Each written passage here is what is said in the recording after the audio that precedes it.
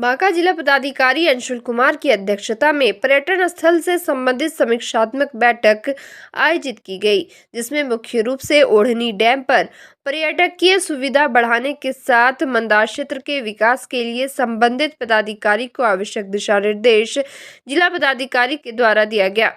बैठक में डीएफओ, पर्यटन पदाधिकारी, आर्किटेक्टर, प्रखंड विकास पदाधिकारी, अंचल अधिकारी, कार्यपालक अभियंता, बीएसटी, डीसी, आरडब्ल्यूडी समेत कई अधिकारी उपस्थित थे। बाराहाट थाना पुलिस ने गुप्त सूचना के आधार पर थानाध्यक्ष सतीश कुमार के नेतृत्व में टीम का गठन कर छापेमारी अभियान चलाया। इस दौरान बाराहाट स्टेशन से आने वाले मार्ग पर एक महिला पर शक के आधार पर तलाशी ली गई। तलाशी में महिला के बैग में भारी मात्रा में शराब मिला। जैसे ही पुलिस की टीम को महिला ने देखा तो वह भागने की कोशिश करने लगी, लेकिन समय रहते ही पुलिस ने महिला को धर दबोचा। जब बैग की तलाशी ली गई तो बैग से 27 बोतल शराब जब्त किया गया है। शराब तस्कर की पहचान भागलपुर के हबीबपुर थाना क्षेत्र निवासी रवि सिंह की पत्नी पिंकी देवी के रूप में हुई है। वही शराब तस्कर को गिरफ्तार कर न्यायिक हिरासत में बांका भेज दिया गया। अमरपुर थाना क्षेत्र के कोल बुजुर्ग पंचायत के सिहुड़ी गांव स्थित प्राथमिक विद्यालय का ग्रामीणों द्वारा श्रमदान से जीर्णोद्धार किया गया। गुरुवार को बीडीओ राकेश कुमार ने फीता काटकर नवनिर्मित विद्यालय का उद्घाटन किया।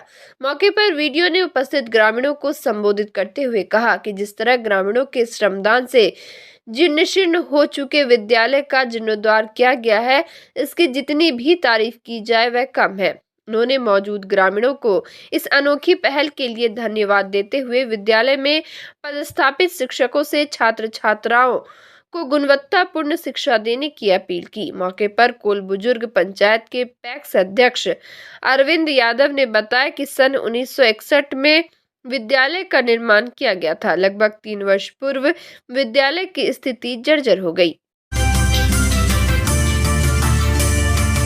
अमरपुर थाना क्षेत्र के सहुआ गांव में आपसी विवाद को लेकर 2 पक्षों के बीच मारपीट में महिला समेत आधा दर्जन लोग जख्मी हो गए। जख्मी का प्राथमिक उपचार अमरपुर के रेफरल अस्पताल में डॉक्टर द्वारा किया गया।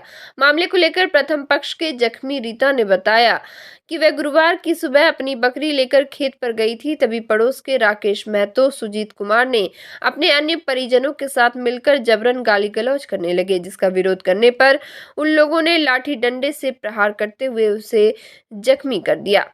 जबकि दूसरे पक्ष के जख्मी राकेश महतो ने बताया कि गांव में उनकी लगभग 11 डिसमिल जमीन है, जिस पर मकान बनाकर वर्षों से वे अपने परिवार के साथ रहते आ रहे हैं।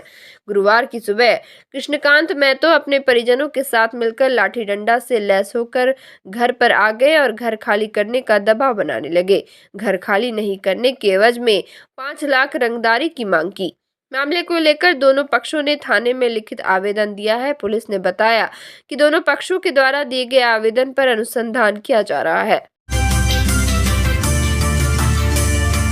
जदयू छोड़ नई पार्टी राष्ट्रीय लोक जनता दल बनाने के बाद पूर्व केंद्रीय मंत्री उपेंद्र कुशवाहा गुरुवार को विरासत बचाओ नमन यात्रा के दौरान बांका जिले के अमरपुर प्रखंड क्षेत्र के नंदलाल पट्टी पहुंचे, जहां उनका कार्यकर्ताओं ने स्वागत किया। वहीं बल्ली कित्ता मैदान में उपेंद्र कुशवाहा ने सभा को संबोधित किया। उन्होंने कहा कि इस यात्रा का मकसद बिहार को बचाना है। यात्रा पर निकलने से पहले उपेंद्र कुशवाहा ने कहा कि जिस विरासत के आधार पर बिहार आगे बढ़ा है, इसे संभालने की जिम्मेदारी नीतीश कुमार पर आई। जननायक कर्पूरी ठाकुर, बापू की विरासत और बिहार के कई महापुरुषों के उपदेश के आधार पर जो विरासत बनी, उसे सहेजने के लिए नीतीश कुमार ने कुछ भी नहीं किया। उपेंद्र कुशवाहा ने कहा कि हम उस विरासत को बचाने के लिए निकले हैं जो बिहार की जनता के सहयोग से ही संभव होगा। हम तो जनता दल यूनाइटेड में थे ही, चले गए थे अपना सब कुछ कुर्बान करके। राष्ट्रीय लोक समता पार्टी हमने बनाई थी, लेकिन सब कुर्बान करके हम नीतीश जी के साथ चले गए थे। सब कुर्बान करके चले गए थे। यह मानकर गए थे कि नीतीश कुमार जी के नेतृत्व में चलिए अच्छा काम हो रहा है, चलिए हम लोग भी सहयोग में लग जाए। नीतीश जी की पार्टी 2020 के विधानसभा के चुनाव में लगा कि कमजोर हो गई। हम लोगों को भी कई इलाकों के लोगों ने 2020 में वोट दिया, जिसके चलते वोट का डिवीजन हुआ और नीतीश जी की पार्टी कमजोर पड़ गई, महज 40-43 सीट पर सिमट गई। तो हमको लगा कि अब अगर इसी रूप में बटे रह जाएंगे हम और नीतीश कुमार जी अलग अलग, तब तो 2005 के पहले जिसको भगाए थे हम लोग बिहार से, वही आ जाएगा बिहार में। और नीतीश जी ने भी कहा, उनसे मुलाकात हुई, उन्होंने भी कहा कि अब समय की मांग है, हम लोगों को साथ हो जाना चाहिए। तो हमको लगा कि जब आपस में हम लोग लड़ रहे हैं, तो घर फूटे तो गंवार लूटे, या कहावत है गाँव में। तो लगा कि घर में अगर हम लोग फूटे रहेंगे तो लालटेन छाप वाला आ जाएगा और फिर से बिहार को बर्बाद करेगा। तो हम लोग तो साथ हो गए साथ हो गए, लेकिन क्या मालूम था हम लोगों को कि साथ हुए हैं लालटेन को भगाने के लिए, और नीतीश कुमार जी लालटेनवे में जाके मिल जाएंगे। कृषि प्रौद्योगिकी प्रबंधन अभिकरण आत्मा बांका के सौजन्य से गुरुवार को जिला कृषि कार्यालय के सभागार में 2 दिवसीय किसान वैज्ञानिक मिलन कार्यक्रम का आयोजन किया गया। कार्यक्रम का विधिवत उद्घाटन जिला पदाधिकारी अंशुल कुमार द्वारा दीप प्रज्वलित कर किया गया।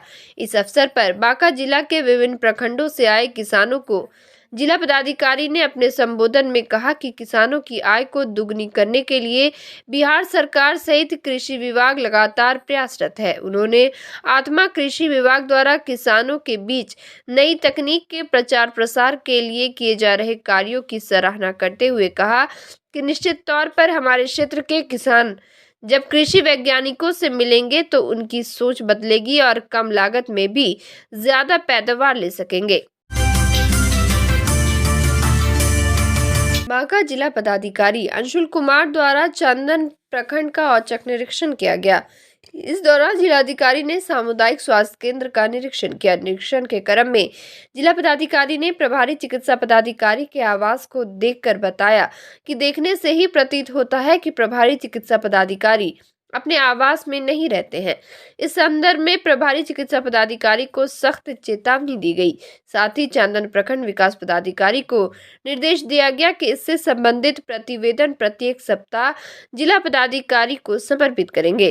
जिला पदाधिकारी द्वारा अस्पताल के रंग रोगन एवं संपूर्ण अस्पताल की साफ सफाई के लिए चयनित एजेंसी का कार्य संतोषप्रद नहीं होने के कारण संबंधित एजेंसी का 10% राशि कटौती करने का निर्देश दिया गया। साथ ही दवा वितरण एवं पंजीकरण काउंटर बाहर से बनाने का निर्देश दिया गया।